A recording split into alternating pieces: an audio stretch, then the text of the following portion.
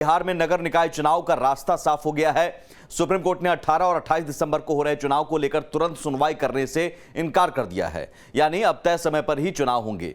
हालांकि अब तक बीजेपी यही आरोप लगाती रही कि कहीं ना कहीं सरकार ने हड़बड़ी की और हड़बड़ी में अति पिछड़ा आयोग बनाकर अति पिछड़ों के साथ धोखा किया और चुनाव टल जाएगा, इस तरह की आशंका बीजेपी जताती रही। जबकि सत्ता पक्ष बीजेपी पर चुनाव में बाधा डालने और अति पिछड़ों की उपेक्षा का आरोप लगा रहा है। लेकिन अब जब तय है कि चुनाव तय समय पर होंगे, तो क्या इसमें अति पिछड़ों के आरक्षण को लेकर कोई बदलाव होगा? क्योंकि नोटिफिकेशन अभी सार्वजनिक नहीं किया गया है, तस्वीरें साफ नहीं हो पाई है सीटों को लेकर। क्या कोई अलग से बदलाव किया गया पिछली बार की तरह? और इसमें अति पिछड़ों को कितनी जगह दी गई, कैसे जगह दी गई, ये सारी तस्वीरें अब तक नहीं हो पाई हैं। ये तस्वीरें कब तक साफ हो जाएगी? और सवाल ये कि जो नगर निकाय चुनाव अति पिछड़ों के आरक्षण को लेकर या और अति पिछड़ों की सियासत को लेकर फंसा हुआ था, अब उन अति पिछड़ों वर्ग को लेकर बीजेपी और सत्ता पक्ष एक दूसरे पर क्या कहेंगे? क्योंकि एक दूसरे पर अति पिछड़ों की उपेक्षा का आरोप ये दोनों लगाते रहे हैं। तो अति पिछड़ों का हितैषी अब सही मायने में है कौन? नगर निकाय चुनाव के जरिए तय ये भी होगा।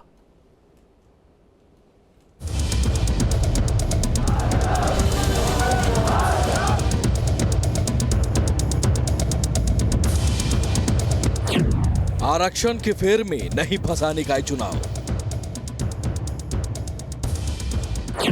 सुप्रीम कोर्ट के फैसले पर सियासी घमासान शांत। चुनाव आयोग को दिया था और चुनाव आयोग ने चुनाव की प्रक्रिया शुरू करने का जो निर्देशित किया था, उसमें भी ये राजनीति कर रहे थे। माननीय बिहार सरकार और माननीय निर्वाचन आयोग बिहार को यह सोच समझ करके काम करना चाहिए कि जो माननीय न्यायालय ने जो आदेश किया है और जो शर्तें रखी है उस शर्तों को पूरा करके और वो चुनाव कराए। हाई कोर्ट से भी निकाय चुनाव का रास्ता हुआ साफ।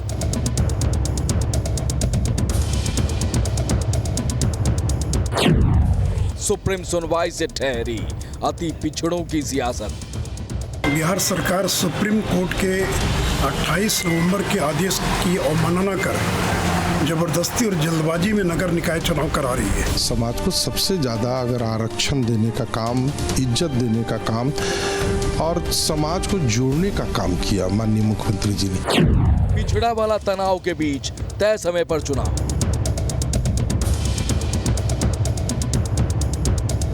नीतीश कुमार अति पिछड़े समाज के साथ एक तरह से मजाक करने का काम कर रहे हैं। भारतीय जनता पार्टी के लोगों ने इसमें गलत तथ्यों के आधार पे कोर्ट को माध्यम बना करके कोशिश की कि इनके आरक्षण को समाप्त कर दिया जाए। 20 जनवरी को ही डेडिकेटेड कमीशन पर सुनवाई।